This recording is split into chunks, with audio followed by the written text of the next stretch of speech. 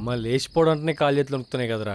చేతిలో రూపాయి లేదు, జాబు లేదు. పోనీ మనకేమైనా ఆస్తిపాస్తులు ఉన్నాయంటే అవి లేవు. అదేమో 6 నెలల బిల్డింగ్లు కార్లు అంటాంది. అసలు ఏమనుకుంటుందిరా అది? ఏం చేయాలరా నాకేం అర్థమైతలేదు. నీకేం అర్థం కాదు. గీ తెలివి ఆ పిల్లెనకాలు తిరిగినప్పుడు ఉండాలి. సినిమాలకు పార్కులకు తిరిగినప్పుడు లేదారా? ఏవ్వ. ఇప్పుడు చేసేది ఏం లేదు, లేచిపోవడే. చెప్పవేంద్రా? అవురా, వీడు చెప్పింది కరెక్టే. ఇంత దూరం వచ్చినాక కాదనకు. ఆ పిల్ల ఏమైనా చేసుకుంటే తలకాయ ఖరాబరు.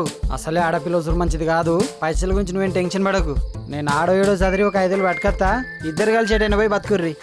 ఏ ఆగ్రా, గా 5, 6, 7 ఏం సరిపోతాయిరా? మా ముసల్దాన్ కడియాలమ్మి నేను 10,000 తీసుకొస్తా. సూపర్ రా మామ.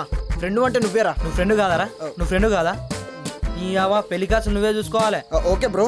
రేయ్, నువ్వు కారు మాట్లాడరా. సరే.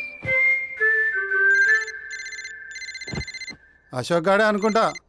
లేపు, లేపి రేపు పొద్దుగాల 5 గంటలకు కాదు, అర్ధగంట ముందే లేచిపోదామని చెప్పు. భయపడకు, నిన్నేం తిట్టను కొట్టను. ఎందుకంటే ఒకరిని కొట్టడం వల్ల తిట్టడం వల్ల మారుతారనుకోవడం ఉత్త భ్రమ అని నిన్ను చూసినాకనే అర్థమైంది. పోతారు.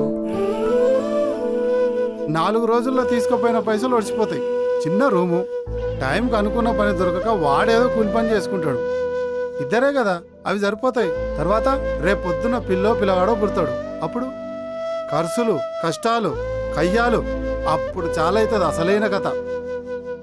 అనవసరంగా నిన్ను నమ్మొచ్చానని నువ్వు, ఈ సంసారం భరించలేనని వాడు నిన్ను నడి రోడ్డు మీద ఇడిసబెట్టిపోతాడు. అప్పుడు ఏడుకోతావు, మళ్ళీ ఏడికే కదా వచ్చేది. అటు ఇటుగా ప్రపంచంలో అన్ని కథలు ఇట్లనే ఉంటాయి. ఇంకా పక్కింటి చంద్రకళను చూసినావా? నమ్మినోడు నెలకే వదిలేసిపోతే వాళ్ళయ్య రానిచ్చిండు. కానీ నేను శరమునోని రానియను. పోతే పో. అట్లా కాదని నా మాట విన్నావు అనుకో, ఆ పనికి మాలినోని కంటే అన్ని రకాలుగా మంచోని గొప్పోనిచ్చి నీకు పెళ్లి చేస్తా. నువ్వు అంటే రేపటి నుంచే సంబంధాలు చూస్తా. కాదంటావా? ఓ, నిన్నెవ్వడు ఆపడు. నీ ఆలోచనకే ఇడ్సబెడుతున్నావు.